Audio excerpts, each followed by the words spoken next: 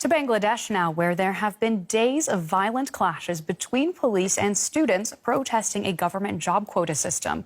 More than 100 people have been killed, and the government has ordered a curfew and deployed military forces. Now, a Deutsche Welle investigation has revealed that vehicles with UN markings have been deployed in the crackdown. The United Nations has called the violence against student protesters shocking and unacceptable. And this footage, monitored by DW's investigations unit, clearly shows UN markings on armored personnel vehicles that are being used against the demonstrations. Now, these pictures show similar vehicles with regular Bangladesh army markings. The investigation comes after rights groups questioned Bangladesh's involvement in a number of peace missions. A DW probe in May showed that Bangladesh had deployed officers implicated in cases of torture and killings as UN peacekeepers.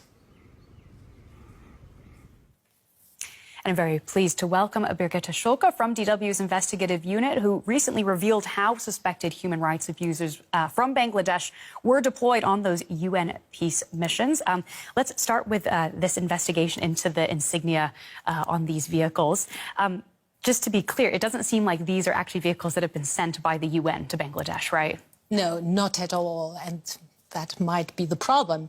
To understand how the vehicles with the insignia of the UN could end up there in the midst of the protests, we have to understand that Bangladesh, as a troop-contributing country, not only contributes troops, but also equipment to the UN. So Bangladesh is the third biggest contributors to UN peace missions, and so they have a lot of these sort of vehicles with UN insignia in their stock.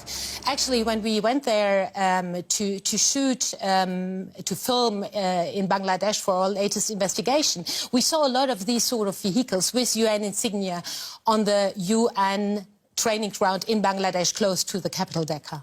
It's pretty remarkable to see these vehicles on the streets of Dhaka with the Bangladesh military. Has there been reaction from the United Nations to this? For the UN, it's obviously a huge issue that these vehicles with the UN insignia were in the midst of a brutal crackdown on demonstrators, which left many, many young people dead, right? And in a briefing yesterday, the UN spokesperson made it very clear that the forces, the UN forces and the UN insignia can only be used in mandated UN peace missions. That's what he had to say.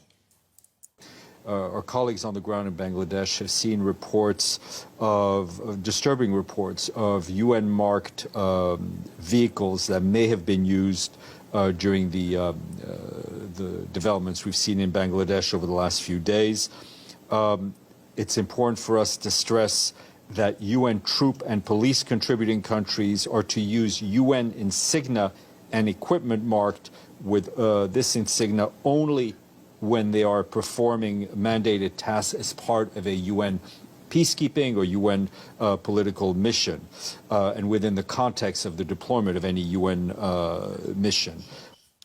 So the UN is alerted, and this comes to a time where the contribution of Bangladesh to UN peacekeeping missions is under huge criticism. Especially human rights groups are demanding to exclude Bangladesh from UN missions because of their bad human rights track record. And do you think there could be any consequences here for Bangladesh coming out of this? I mean, that's definitely something human rights groups would hope for, right? But in the last years, the UN peacekeeping has been very cautious to openly criticize Bangladesh. I mean, they are the third biggest troop contributor, and we saw the same after our investigation, which revealed that members of a special unit which is responsible for huge human rights violations inside of Bangladesh were awarded with these lucrative UN peace missions, especially two deputy directors of the infamous intelligence unit of who runs a huge network of torture cells. So after our investigation was published, UN said, yeah, they would investigate the matter, but until now, nothing has happened. So I think the UN is in a dilemma because they don't want to criticize Bangladesh openly because they are huge contributors to troop, and they, as sources tell us, have often said they would pull back all their troops if the UN starts criticizing them too much. Definitely a difficult political situation there. Well, thank you so much for your reporting on this. That is DW's Brigitte Schulke. Very much appreciate your insights here in the studio.